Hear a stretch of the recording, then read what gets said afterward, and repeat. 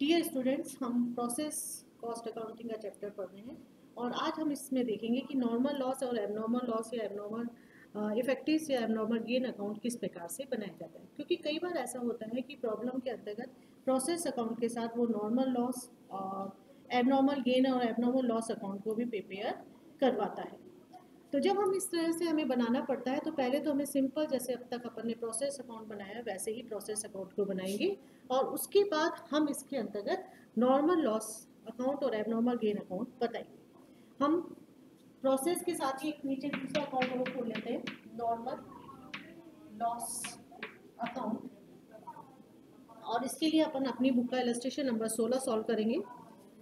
एक वस्तु पूर्ण होने के लिए 3 प्रक्रियाओं में से पारित होती है। 31 मार्च 2013 को समाप्त होने वाले त्रैमासिक अवधि के लिए लागत व उत्पादन निम्न प्रकार था। 3 हमें दे रखे हैं, एक्स, वाई और Z. Process account, direct material, direct labour और direct expenses.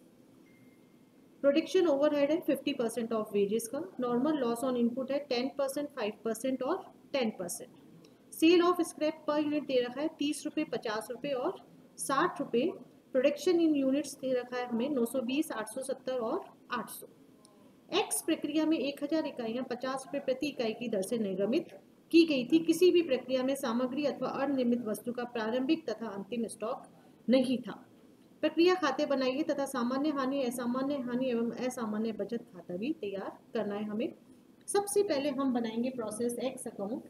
Process X account में हम फर्स्ट कॉलम बनाएंगे पर्टिकुलर्स का, यूनिट, रेट और अमाउंट। फिर जिस प्रकार से हमने डेबिट में चार्ट बनाया उसी प्रकार से हम क्रेडिट में भी चार्ट बनाएंगे, पर्टिकुलर्स, यूनिट, रेट और अमाउंट।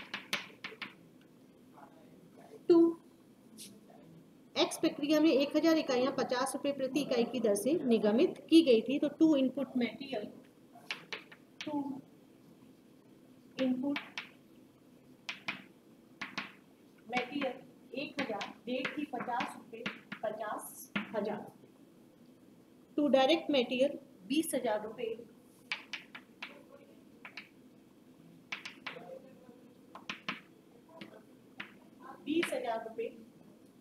टू डायरेक्ट वेजेस या डायरेक्ट लेबर 30,000 रुपये,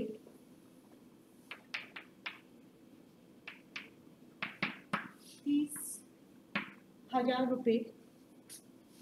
टू डायरेक्ट एक्सपेंसेस 5,000 रुपये,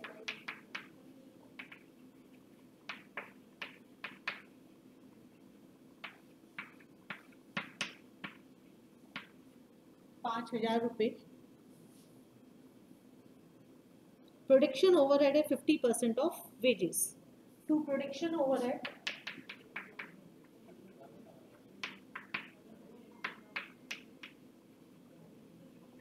टू प्रोडक्शन ओवरहेड वेजेस है हमारी 30,000, तो इसका 50% होगा 15,000।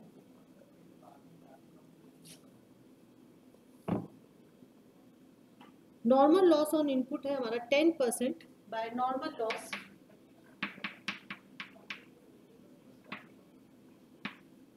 बाय नॉर्मल लॉस 1000 का 10% निकालेंगे 100 यूनिट, और हम नॉर्मल लॉस को बेचते हैं 30 रुपये प्रति इकाई की दर से।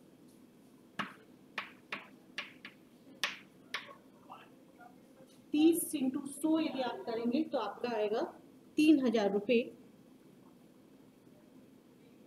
अब हम ये जानते हैं कि दोनों साइड का टोटल इक्वल होना चाहिए और हमें जो नेक्स्ट प्रोसेस में ट्रांसफर करना है बाय प्रोसेस वाई, उसके लिए हमें बता रखे हैं यूनिट्स 920। हम ये जानते हैं कि डेबिट और क्रेडिट दोनों साइड का टोटल इक्वल होना चाहिए। हमारा क्रेडिट साइड में आ रहा है 1000 पीस और डेबिट साइड में 1000 यूनिट्स, 20 यूनिट का डिफरेंस आ रहा है। ये हमारा कहलाएगा abnormal gain. To abnormal gain account, units आएंगे हमारे 20।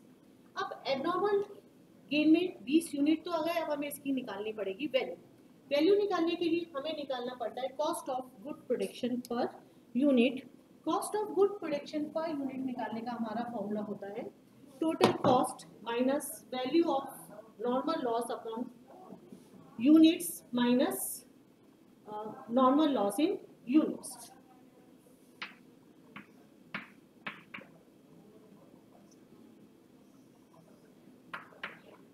1,20,000 और -3,000 अपॉन यूनिट से 1,000 में से 100 माइनस कर देंगे हम 1,17,000 डिवाइडेड बाय 900। यदि हम 1,17,000 डिवाइडेड बाय 900 करेंगे तो हमारी जो पर यूनिट की रेट आएगी 130 रुपये। यहाँ पे भी हम लिख सकते हैं 1,17,000 डिवाइडेड बाय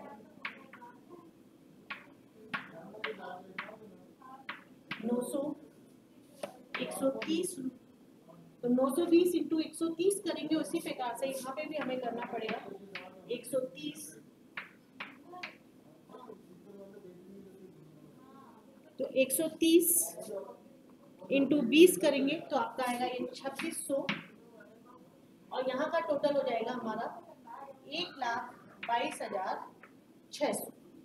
हमारा टोटल कहलाएगा 1,22,600 और 920 इंटू 130 किया जाएगा तो यहाँ पे आ जाएगा 1,19,600। 1,19,600। अब इसके बाद हम बनाएंगे प्रोसेस वाई अकाउंट। जब हम प्रोसेस वाई अकाउंट बनाएंगे तो सबसे पहले अपन प्रोसेस वाई में प्रोसेस एक्स का बैलेंस को हम कैरी करेंगे।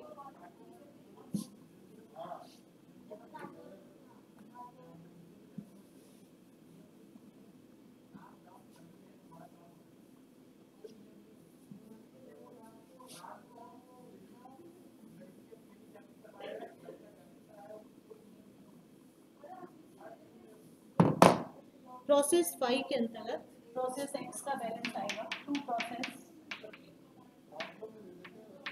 एक्स अकाउंट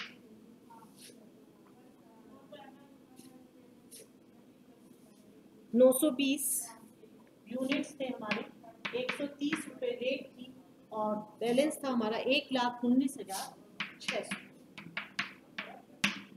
टू मटेरियल हमें दे रखा है 30,200, लेबर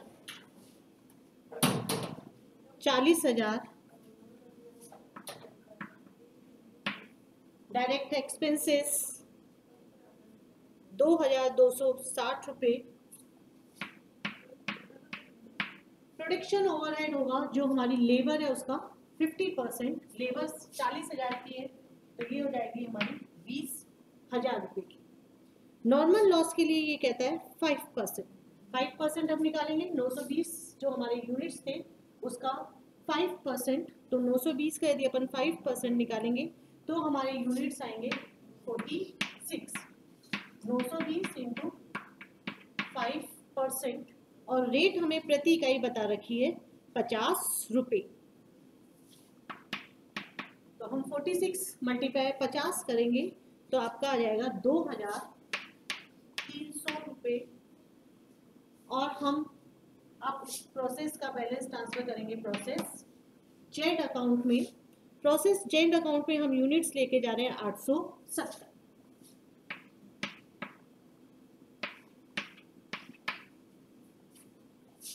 यहाँ पे है हमारी टोटल यूनिट 220 और यहाँ पे यदि अपन इसका टोटल करते हैं यूनिट्स का 916 आता है।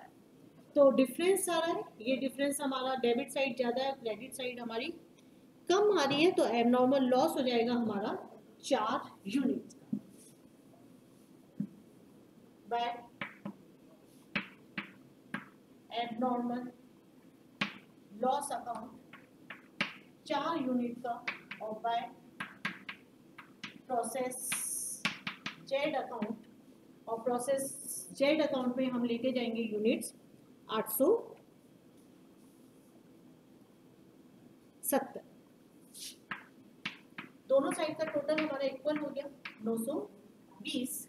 अब इसके पश्चात हमें एबनॉर्मल लॉस की वैल्यू निकालनी पड़ेगी और प्रोसेस जेड में हम जो वैल्यू लेके जाएंगे वो भी हमें कैलकुलेट करनी पड़ेगी।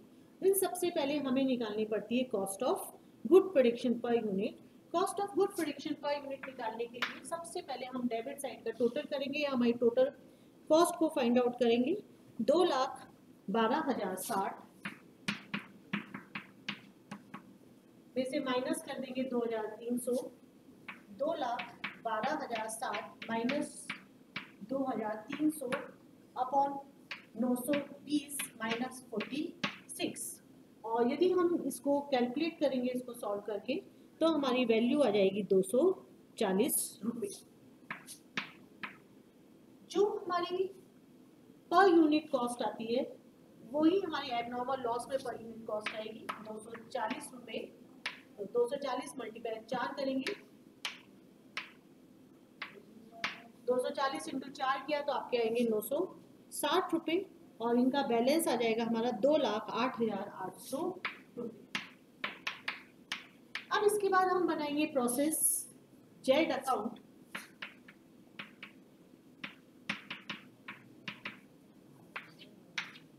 प्रोसेस जेड अकाउंट बनाएंगे, उसमें सबसे पहले हम प्रोसेस वाई का बैलेंस लेकर आएंगे।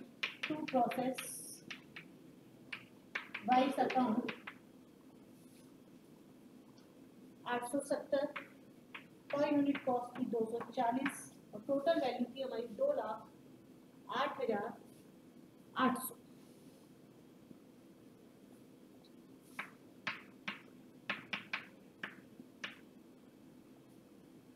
टू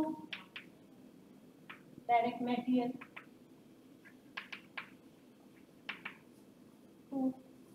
मटेरियल, हमें बता रखा है 34,620 रुपये।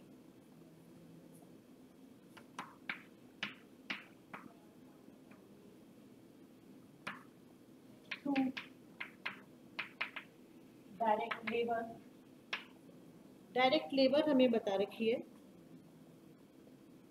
50,000।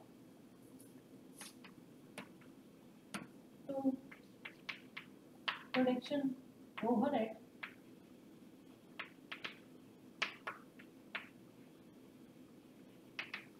प्रोडक्शन ओवरहेड होगा लेबर का 50%, 25,000 रुपये। बाय नॉर्मल लॉस,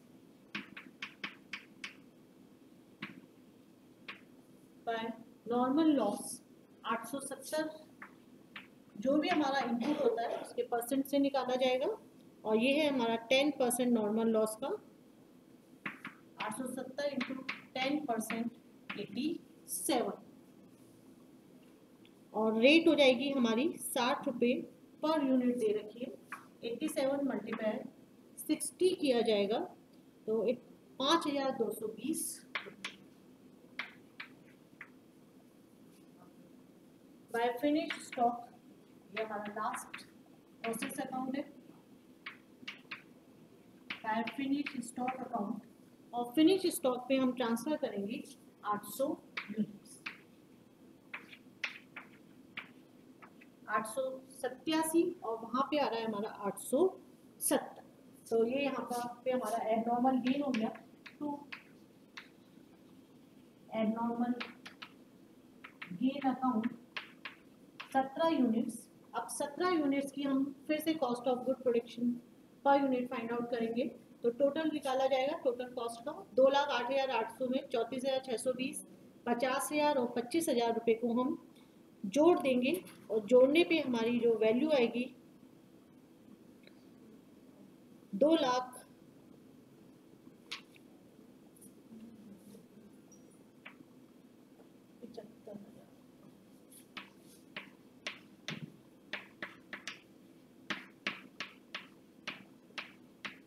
2,83,800 और 34,620 उसमें जोड़ दी जाएंगे।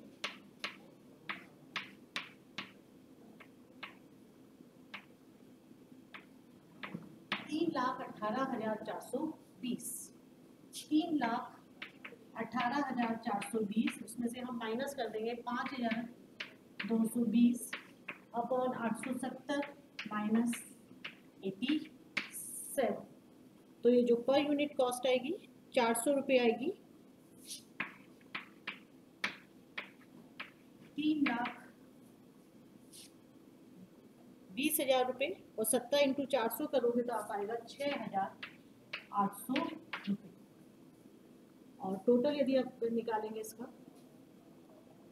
तो 3,25,000 220।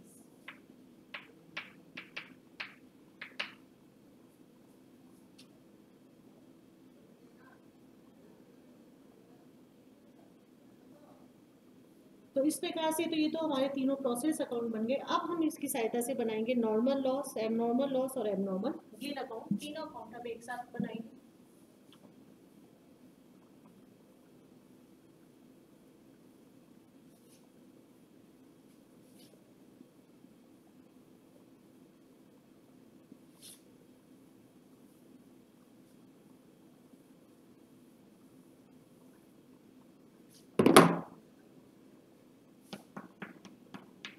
नॉर्मल लॉस अकाउंट,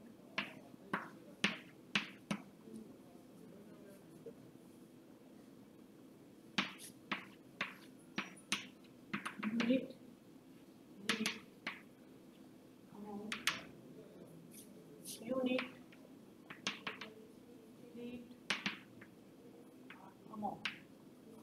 इसके बाद बनाएंगे हम एबनॉर्मल लॉस अकाउंट। इसमें भी हम अमाउंट के कॉलम को 3 भागों में डिवाइड कर देंगे। Cost profit total, cost profit total,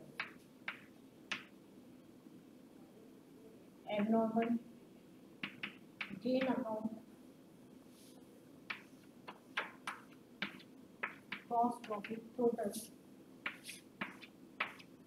cost profit of total. जब हमने प्रोसेस एक्स अकाउंट बनाया था तो हमने लिखा था वहाँ पे बाय नॉर्मल लॉस।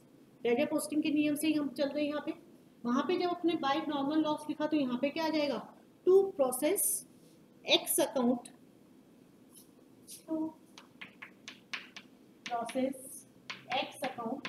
हमने प्रोसेस वाई में भी लिखा था बाय नॉर्मल लॉस, तो यहाँ पे भी आ जाएगा टू प्रोसेस वाई अकाउंट और to process Z account. Units थे हमारे 100 यूनिट, 46 और 87 यूनिट्स। 100 यूनिट, 46 यूनिट्स और 87 यूनिट्स। और रेट थी हमारी 30 रुपये, 50 रुपये और 60 रुपये। 30 रुपये, 50 रुपये और 60 रुपये। मल्टीप्लाई करेंगे 3000, 2300 और 5220। सिर्फ अभी हम ट्रांसफर एंट्रीज कर रहे हैं।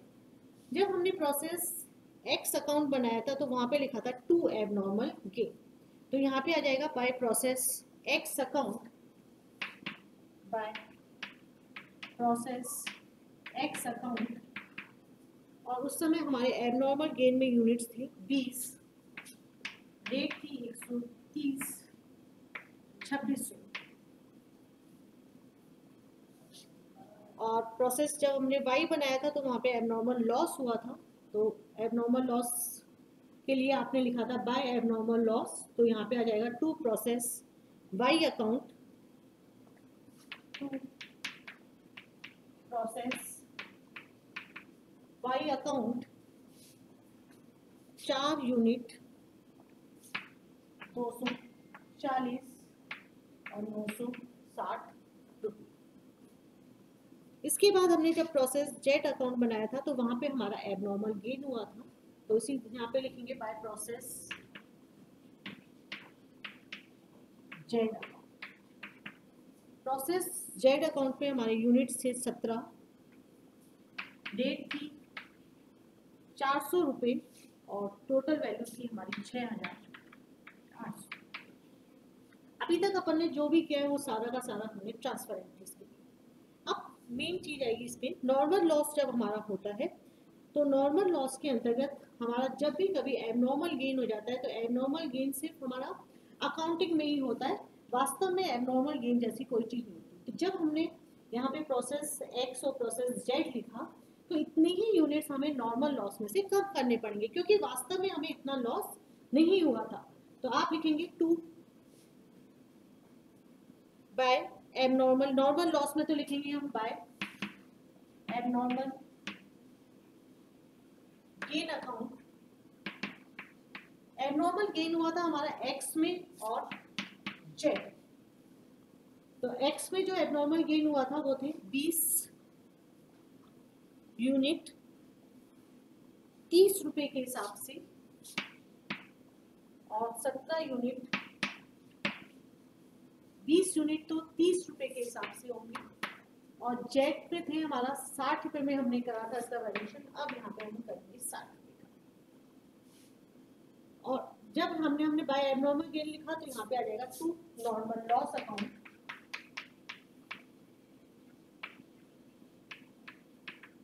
Normal loss account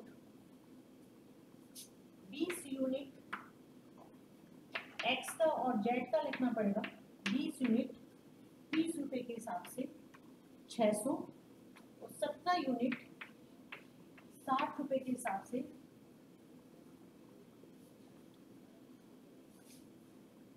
1020। उसी प्रकार से यहाँ पे भी लिख देंगे 600 रुपए और 1020 रुपए।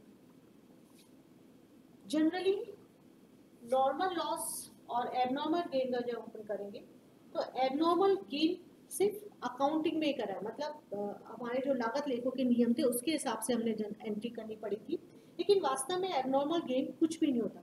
तो उससे हमें नॉर्मल लॉस के इतने यूनिट्स को कम करना है, तो कम करने के लिए हमने जो नॉर्मल लॉस का वैल्यू निकाली थी उसी हिसाब से हमने एबनॉर्मल गेन की भी निकाली, उससे हमारे इतने यूनिट्स यहाँ पे कम हो जाएंगे। जो रिमेनिंग यूनिट्स होंगे उनको हम सोल्ड कर देंगे और सोल्ड करते समय हमारी रेट एक ही रही रहेगी 30 रुपये 50 रुपये और 60 रुपये। तो बाय बैंक अकाउंट जब भी हम किसी चीज को बेचते हैं तो कैश हमारे पास से आता है, इसलिए इसको डेबिट किया जाता है। एक्स वाई और जेड बैंक अकाउंट में जब 100 यूनिट थे प्रोसेस एक्स के लेकिन 20 थे हमारे एबनॉर्मल गेन के, तो शेष यूनिट हमारे पास बचेंगे 80 को 30 के हिसाब से बेच देंगे 2400 रुपये और वाई के हो जाएंगे हमारे पास 46 यूनिट ही रहेंगे, क्योंकि वास्तव में इसमें लॉस 46 यूनिट का ही हुआ था और जिसको हमने सोल्ड किया था 50 रुपये के हिसाब से 2300 रुपये। और जब हम जेड का निकालेंगे तो टोटल नॉर्मल लॉस में हमने 87 यूनिट्स दिखा रखे थे, लेकिन यहाँ पे 87 यूनिट्स में से हम 17 यूनिट्स माइनस कर देंगे तो यहाँ पे आ जाएगा 70 यूनिट 4200, क्योंकि वास्तविक लॉस हमारा इतने ही यूनिट्स का हुआ था। हमेशा ध्यान रखना नॉर्मल लॉस का कोई भी बैलेंस नहीं आता, दोनों साइड का टोटल इक्वल हो जाता है।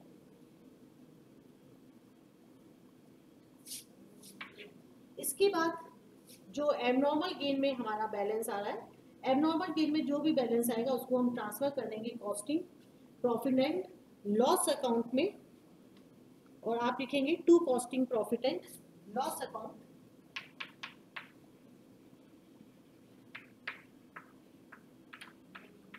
To costing profit and loss account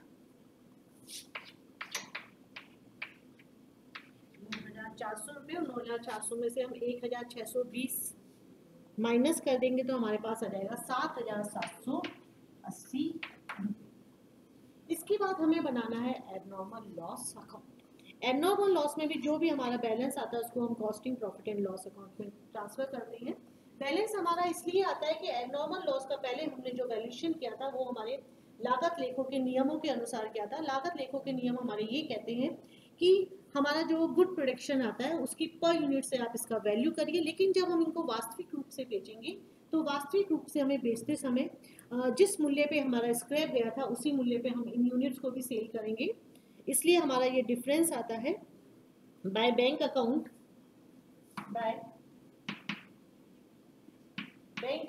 हमारा सिर्फ प्रोसेस वाई में था, प्रोसेस वाई का जो हमारा स्क्रैप था वो हमने 50 रुपये पर यूनिट पे बेचा था, इसलिए हम ये 4 यूनिट भी 50 रुपये के हिसाब से बेचेंगे तो 200 रुपये आ जाएगा। आपका जो डिफरेंस होगा वो हमारा ट्रांसफर चला जाएगा costing profit and loss account. यह ऐसा डिफरेंस हमारा इसलिए आता है क्योंकि हम जो एबनॉर्मल लॉस एबनॉर्मल गेन का हम वैल्यूएशन स्टार्टिंग में करते चलते हैं वो लागत लेखों के नियमों के अनुसार चलते हैं, फिर हम इसमें नियमों को परिवर्तित करते हुए और हमें जो डिफरेंस आता है या हमारे जो यूनिट्स होते हैं उनको हमें सोल्ड जो हमारा स्क्रैप्स जिस मूल्य पे सेल किया जा रहा है उस मूल्य पे करते हैं और डिफरेंस को हम costing profit and loss account पे लास्ट में ट्रांसफर कर देते हैं और इस तरह से हमारे दोनों अकाउंट का बैलेंस इक्वल हो जाता है। Thank you.